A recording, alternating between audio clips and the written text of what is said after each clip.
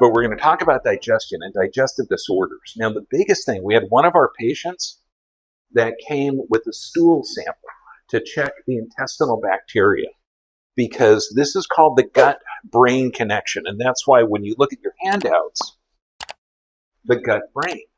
But what's interesting is the brain communicates with things called neurotransmitters. And those are produced in the gut.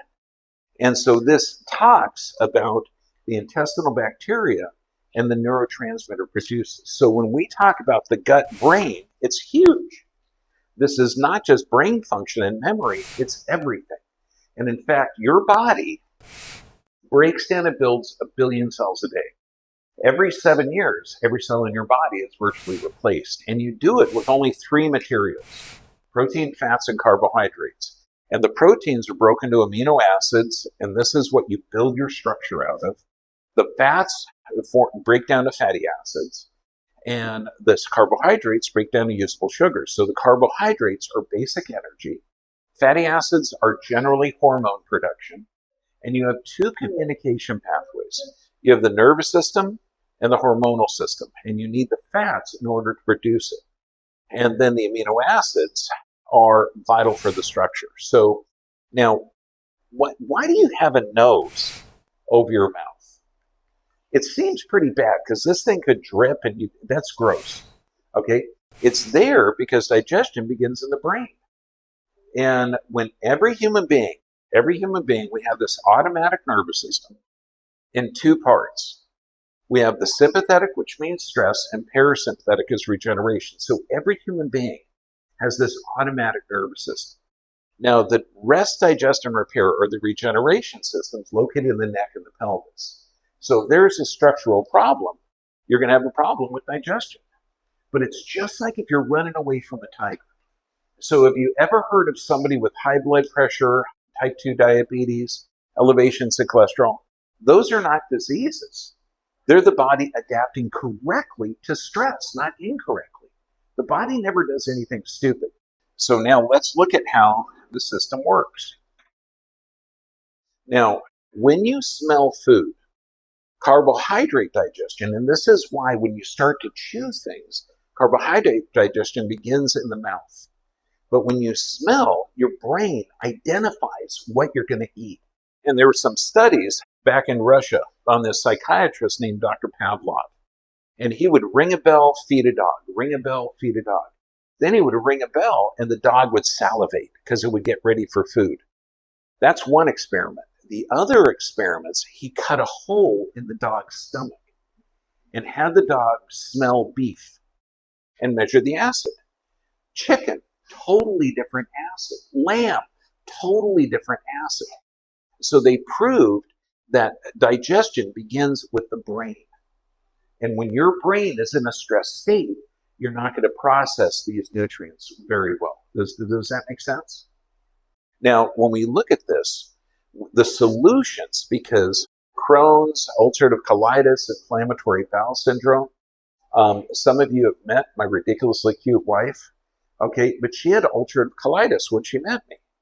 And she had it for 20 years. Within a month, it was healed. Crohn's disease, that takes about a month, 45 days at the outside to heal. Inflammatory bowel, inflammation is the body's healing process. So all of these don't take long to heal, but there's only 3 things you got to fix with it: physical, chemical, and emotional stress. Because if I stand on your foot, your body gets in that stress state. That means blood supply to the gut gets shut down. And so you have to deal with physical stress, chemical stress, and emotional stress. Now, the diet is basic, and you're going to see, of course, I don't have it there. Oh, here it is. People are going to say, what do I eat for ulcerative colitis? The same thing that 10,000 generations before you, because we all have a hunter-gatherer body. So your great-grandpa ate nothing but organic, ate nothing but seasonal. They ate nothing but free range and healthy. No packaged or processed foods. And that's huge, because what are dangerous to this digestive tract? Processed foods, medications, and injections. So if your body doesn't know what it is you're breaking down, and one of the things, and this is why manufacturing for food has been so great, when you take a product, a food, and you remove the metabolic or digestive enzymes, bacteria won't eat it. So it'll stay on the shelf for years. But that means you can't break it down either. So the food has to be normal and healthy. The bacteria in the intestinal tract is hugely important. And this is why one of the handouts is on neurotransmitters. So you need to get healthy gut bacteria. So this means, when you're on the street in Bangkok, get some street food. Okay, get probiotics and prebiotics, but ferment your own foods. Back in April, we had a fermenting class. Okay, I thought it was fun. So look at kombucha, look at kefir, look at different yogurts, from goat yogurt, buffalo yogurt, sheep yogurt. So get as many different bacteria in the intestinal tract as possible. Now, the way you're built, you have the breathing muscle above your digestive tract. And the reason it's here is because every time you breathe, this is going to be moving the lymph flow. It's going to be moving everything. So what we do with people with Crohn's, ulcerative colitis, inflammatory bowel, we teach them diaphragmatic breathing. And when I tell people, most people, to take a deep breath, they're going to breathe like this, where the tummy goes in and the chest goes up. Problem is, that's not how human beings breathe. And if you look at any child, children are smart. That's right, buddy, you're smart. Okay? Because you breathe normally.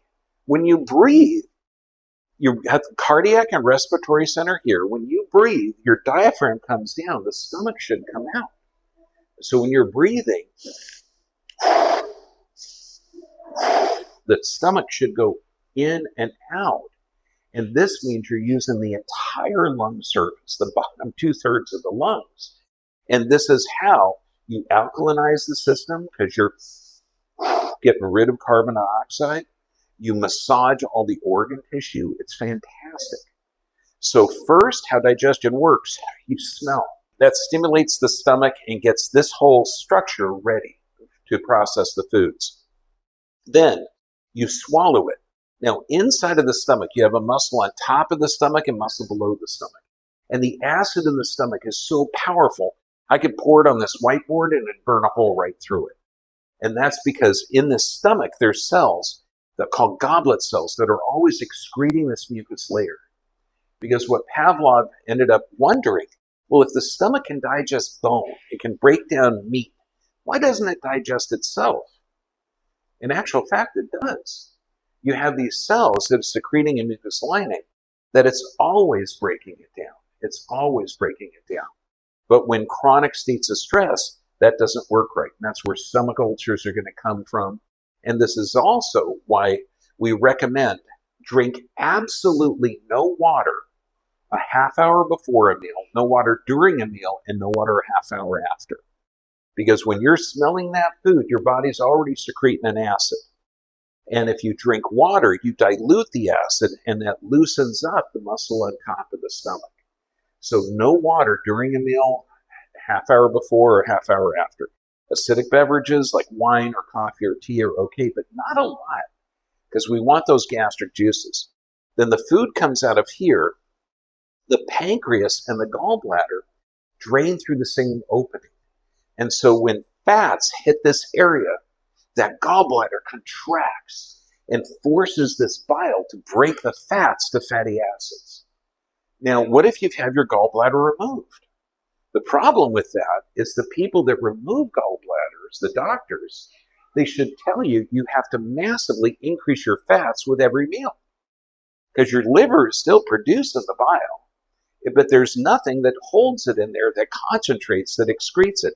So that bile is constantly dripping in there. So people that have the gallbladder removed have problems with hair, skin, nails, and hormone production.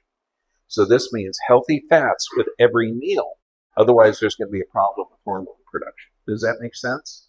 And that means constantly, all day long. Now, the pancreas, as soon as food passes here, it instantly secretes this bicarb to massively raise the pH, because the pH here, this is super acidic. And that pancreas has got to help raise the acid-base balance. So then all along this intestinal tract, and it's 3 to 4 meters long. And each area has different absorptions. And so this is the pancreas. It regulates blood sugar, helps with that.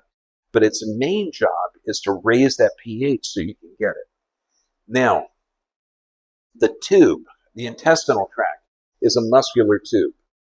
Now, if you're in a chronic state of stress, you're choking off the blood supply and nerve supply to that muscular tube.